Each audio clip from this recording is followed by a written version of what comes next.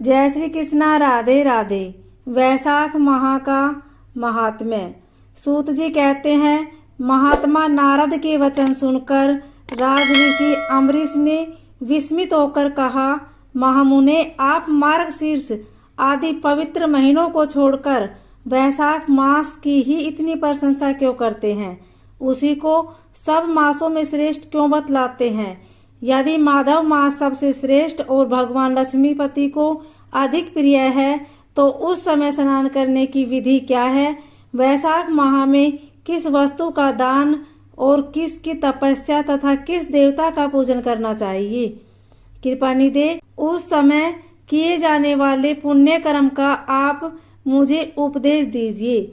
सदगुरु के मुख से उपदेश की प्राप्ति दुर्लभ होती है। उत्तम देश और काल का मिलना भी बड़ा कठिन होता है। राज्य प्राप्ति आदि दूसरे कोई भी भाव हमारे हृदय को इतनी शीतलता नहीं प्रदान करते जितनी कि आपका यह समागम। नारद जी ने कहा, राजन सुनो, मैं संसार के हित के लिए तुमसे माधव मास की विधि का वर्णन करता हूँ। जैसा कि पूर्व काल में ब्रह्मा जी ने बताया था, पहले तो जीव का भारतवर्ष में जन्म लेना ही दुर्लभ है। उससे भी अधिक दुर्लभ है वहाँ मनुष्य की योनि में जन्म। मनुष्य होने पर भी अपने अपने धर्म के पालन में प्रवृत्ति होनी तो और भी कठिन है। उससे भी अत्यंत दुर्लभ है भगवान वासुदेव में भक्ति और उसके होने पर भी माधव मास में स्नान आदि का सुयोग मिलना तो और भी कठिन है। माधव मास माधव लक्ष्मीपति को बहुत प्रिय है। माधव वैशाख मास को पाकर जो विधि पूर्वक स्नान दान तथा जप आदि का अनुष्ठान करते हैं, वे ही मनुष्य धन्य हैं एवं कृतकृत्य है। उनके दर्शन मात्र से पापियों के भी पाप दूर हो जाते हैं और भगव भादव को भावित होकर धर्माचरण के अभिलाषी बन जाते हैं।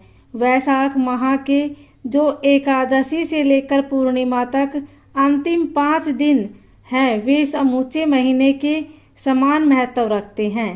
राजेंद्र, जिन लोगों ने वैशाख माह में भली भांति के उपचारों द्वारा मधु दैत्य को मारने वाले भगवान लक्ष्मीपति का पूजन कर लिया, उन्होंने अपने जन्म का फल पा लिया। भला कौन सी ऐसी अत्यंत दुर्लभ वस्तु है जो वैशाख के स्नान तथा विधि पूर्वक भगवान के पूजन से नहीं प्राप्त होती? जिन्होंने दान, होम, जप, तीर्थ और प्राण त्याग तथा संपूर्ण पापों का नाश करने वाले भगवान श्री नारायण का ध्यान नहीं किया, उन मनुष्यों का जन्म इस संसार में व्यर्थ ही समझना चाहिए। जो धन के रहते हुए भी कंजूसी करता है, दान आदि किए बिना ही मर जाता है, उसका धन व्यर्थ है। राजन, उत्तम कुल में जन्म, अच्छी मृत्यु, श्रेष्ठ भोग, सुख, सदा दान करने में अधिक प्रसन्नता, उदारता तथा उत्तम धैर्य, ये सब कुछ भगवान श्री विष्णु की कृपा से ही प्राप्त होते हैं। महात्मा नारायण के अनुग्रह से ही मनवांछित सिद्धियां मिलती है। जो कार्तिक में, माघ में तथा माधव को प्रिय लगने वाले वैशाख मास में स्नान करके मधुहंता लक्ष्मीपति दामोदर की विशेष विधि के साथ भक्ति पूर्वक पूजा करता है और अपनी शक्ति के अनुसार दान देता है, वह मनुष्य इस लोक का सुख भोगकर अंत में श्री हरि के पद को प्राप्त होता है। भूप जैसे सूर्योदय होने पर अंधकार नष्ट हो जाता है, उसी प्रकार वैशाख में प्रातः स्नान करने से अनेक जन्मों की अपार्जित पाप राशि नष्ट हो जाती है। यह बात ब्रह्मा जी ने मुझे बताई थी।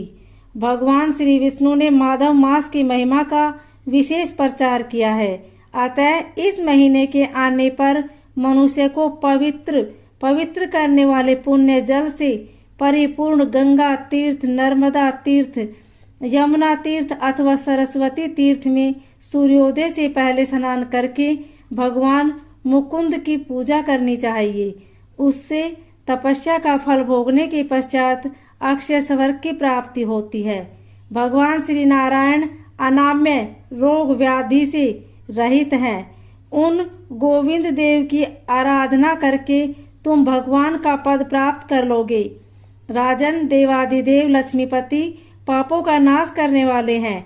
उन्हें नमस्कार करके चैत्र की पूर्णिमा को इस व्रत का आरंभ करना चाहिए। व्रत लेने वाला पुरुष यमानियों का पालन करे, भक्ति के अनुसार कुछ दान दे, हविष्यान भोजन करे, भूमि पर सोए, ब्रह्मचार्य व्रत में दृढ़ता पूर्वक स्थिर रहे तथा हृदय में भगवान श्री नारायण का ध्यान करते हुए कीर्तन आदि तपस्याओं के द्वारा शरीर को सुखाएं।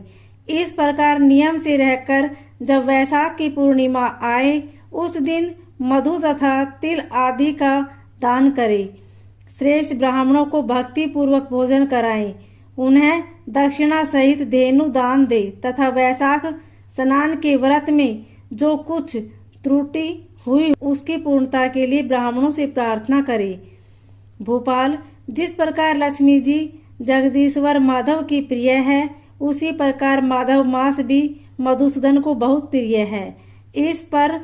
इस तरह उपयुक्त नियमों का पालन पूर्वक 12 वर्षों तक वैशाख स्नान करके अंत में मधुसूदन की प्रसन्नता के लिए अपनी शक्ति के अनुसार व्रत का उद्यापन करे। अम्बरीश, पूर्व काल में ब्रह्मा जी के मुख से मैंने जो कुछ सुना था वह सब वैशाख मास का महात्म्य तुम्हें बता दिया। अम्बरीश ने पूछा, मुने, स्नान में परिश्रम तो बहुत थोड़ा है, फिर भी उससे अत्यंत दुर्लभ फल की प्राप्ति होती है। मुझे इस पर विश्वास क्यों नहीं होता? मुझे मोह क्यों हो रहा है? नारद जी ने कहा, राजन, तुम्हारा संदेह ठीक है। थोड़े से परिश्रम के द्वारा महान फल की प्राप्ति असंभव सी बात है। तथापि इस पर विश्वास करो, क्योंकि यह ब्रह्मा जी की बताई हुई बात है। धर्म की गति सूक्ष्म होती है, उसे समझने में बड़े बड़े पुरुषों को भी कठिनाई होती है। श्री हरि की शक्ति अचिंत्य है, उनकी कीर्ति में विद्वानों को भी मोह हो जाता है। विश्वामित्र आदि क्षत्रिय थे, किंतु धर्म का अधिक अनुष्ठान करने के कारण वे ब्राह्मणताओं को प्राप्त हो गई। अतः धर्म की गति अत्यंत सूक्ष्म है। भोपाल, तुमने सुना होगा, अजामिल अपनी धर्मपत्नी का परित्याग करके सदा पाप के मार्ग पर ही चलता था तथा मृत्यु के समय उसने केवल पुत्र को स्नेह वंश नारायण कहकर पुकारा। पुत्र का चिंतन करके नारायण का नाम लिया, किंतु इतने में ही उसको अत्यंत दुर्लभ पद की प्राप्ति हुई। जैसे अनिच्छा पूर्वक भी यदि आप आग का स्पर्श किया जाए तो वह शरीर को जला ही देती है, उसी प्रकार किसी दूसरे निमित्त को भी यदि श्री गोविंद का नामोच्चारण किया जाए तो वह पाप राशि को भस्म कर डालता है। जीव विचित्र है, जीवों की भावनाएं विचित्र है, कर्म विचित्र है तथा कर्मों की शक्तियां भी विचित्र है। शास्त्र में इसका महान फल बताया गया है। वही कर्म महान है, फिर वह अल्प परिश्रम साध्य हो या अधिक परिश्रम साध्य। छोटी सी वस्तु से भी बड़ी से बड़ी वस्तु का नाश होता देखा जाता है। जरा सी चिंगारी से बोझ के बोझ तिनके स्वाह हो जाते हैं। जो श्री कृष्ण के भक्त हैं उनसे अनजाने में की हुई हजारों हत्याओं से युक्त भयंकर पातक तथा चोरी आदि पाप भी नष्ट हो जाते हैं। वीर, जिसके हृदय में भगवान श्री विष्णु की भक्ति है, वह विद्वान पुरुष यदि थोड़ा सा भी पुण्य कार्य करता है तो वह अक्षय फल देने वाला होता है। अतः माधव मास में माधव की भक्ति पूर्वक आराधना करके मनुष्य अपनी मनवांछित कामनाओं को प्राप्त कर लेता है। इस विषय में संदेह नहीं करना चाहिए। शास्त्रोक्त विधि से किया जाने वाला छोटे से छोटे कर्म क्यों न हो, उसके द्वारा बड़े से बड़े पाप का भी क्षय हो जाता है तथा उत्तम कर्म की वृद्धि होने लगती है। राजन, भाव तथा भक्ति दोनों की अधिकता से फल में अधिकता होती है। धर्म की गति सूक्ष्म है, वह कई प्रकार से जानी जाती है।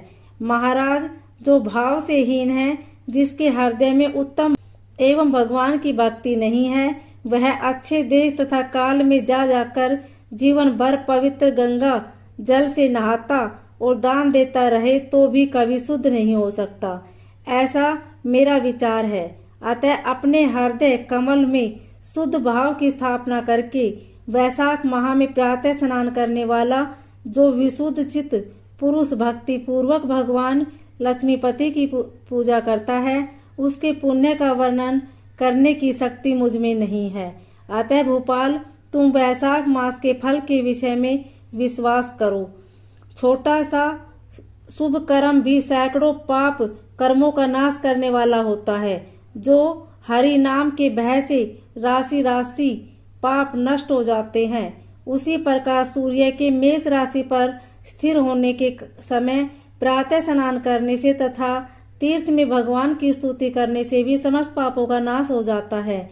यथा जिस प्रकार गरुड़ के तेज से सांप भाग जाते हैं, उसी प्रकार प्रातः काल वैशाख स्नान करने से पाप पलायन हो जाते हैं। यह निश्चित बात है। जो मनुष्य मेष राशि के सूर्य में गंगा या नर्मदा के जल में नहाकर 1, 2 या तीनों शक्ति भाव के साथ पाप प्रशमन नामक स्त्रोत का पाठ करता है, वह सब पापों से मुक्त होकर परम पद को प्राप्त होता है।